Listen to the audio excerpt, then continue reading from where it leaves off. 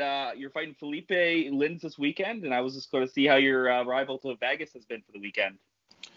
Rival was fine. We flew in yesterday, several flights. There's not too many flights leaving Canada for the States, obviously, because it has to be for essential travel. So several flights to get here, but we're here now, and yeah, everything went all right. Perfect. And how has training been through COVID? Has it been a tough task for you? Are you still getting in your rounds and stuff? Well, you had to modify everything because all the gyms were closed. Everything was, you had to do a lot of stuff solo, but that is what it is. Gyms opened up in Alberta last Friday, so I've had a good couple of weeks there. And it's just how it is, which is fine. Whatever. Absolutely. Now you're fighting in an empty arena. Is that going to be any different to you? Like, is that a big bother? Do you think that'll affect your performance more? It's definitely different. Like you said, of course it's different. It'll be, kind of eerily quiet instead of, people screaming, but it's not going to bother me. I'm here to do a job, and those kind of things, I'm pretty numb to things like that. It doesn't bother me if I'm fighting in front of a massive crowd or if I'm fighting in front of nobody. Those things don't bother me or matter. Yeah. What are you going to bring to the table? Like, do you have a certain game plan that you see in Felipe that you could expose, or are you looking to go for 3 hard rounds? Or I seen you were doing some conditioning online, like, and you said in your Instagram posts that you're looking a lot slimmer than is that part of was conditioning a big part of your training camp? Yeah, strength and conditioning was a huge part of my training camp. A lot of that was due to COVID. You couldn't do very many other things. We couldn't train with other people, so I put a big emphasis on other stuff. But yeah, I mean, yes, I don't know if I see like specific things that I'm going to exploit, but yeah, I have a game plan that I believe is good. I'm not going to discuss that though. Yeah, absolutely. Yeah. Do you think like that the heavyweight division nowadays is going to move? Like, how do you see the heavyweight division moving for you in the future after this fight? Like, would you like to fight someone specific or?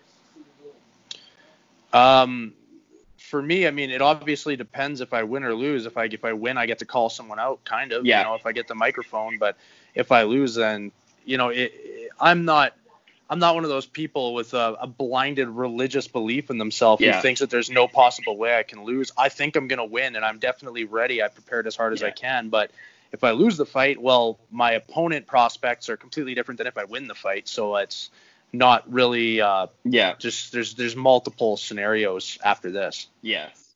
So Canada went 2-0 last weekend. What does it mean to be fighting for your home country of Canada? Well, I love representing Canada, and I'm proud of where I'm from. Canada did go 2-0. A great job by Marc-Andre Barriot and who was the other? Oh, the girl's name, Gillian. Yeah. Jill. Yeah. She did great. Yes. She did great. So, I mean, this weekend there's me and Kyle Nelson, right? There's two of us on this card for Canadians, I think. So, I think he just got pulled. Got pulled. Yeah, I'm pretty sure his fight just got pulled because I had an interview with him and someone told me he had to pull out or something happened with his fight. I don't know exactly this. Yeah. Well, that sucks for him. Well, I guess there you go. I'm the lone one representing Canada now. So yeah, I'll do my best to represent. Yeah, it sucks. And was George St. Pierre a big factor growing up being from Canada? I was a fan. I loved watching George St. Pierre's fights, but it wasn't like a big factor. It's not like he was someone I, particularly idolized or looked up to, but he's probably the greatest of all time. And of course I loved watching him fight. Yeah. Who was someone that you grew up watching that really got you into MMA or someone you looked up to? Lyoto Machida, because I did karate and watching Machida fight in a very karate style made me want to do it. Was it hard to transition to karate to going to a ground game for you? Yeah, it's a learning curve, but I mean, that's a long time ago now. I mean, I've done MMA for longer than I did karate, you know what I mean? Like, when you're just like if somebody wrestled, it's hard for them to learn how to kick right away. It takes a while, but it is. I consider myself pretty well-rounded nowadays. Absolutely, I agree with that.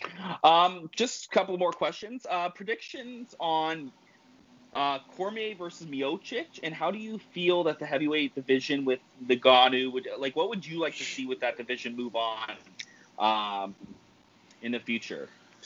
The Stipe and Cormier fight that's so close. Like Yeah. I like watching both guys fight. Mm-hmm.